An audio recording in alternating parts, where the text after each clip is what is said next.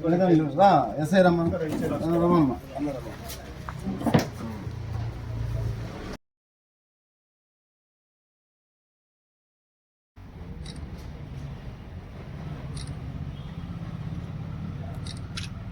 ఓకేనా? ఇప్పుడు కరెక్షన్ చేస్తారు.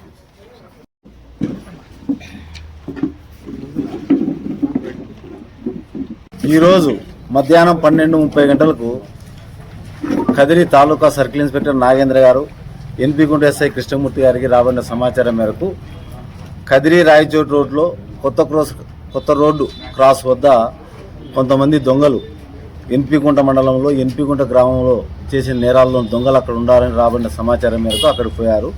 అక్కడ పోతే పోలీసు వారిని చూసి పారిపోవడానికి వాళ్ళు ప్రయత్నం చేశారు. పోలీసు వారు వారిని చుట్టుముట్టి పట్టుకోగా వారిలో 2 దొరికినారు. వారి పేర్లు ఆవుల మల్లికార్జున, ఆవుల రవి. వీరిద్దరూ కూడా ఎన్పిగుంట గ్రామానికి చెందిన వారే.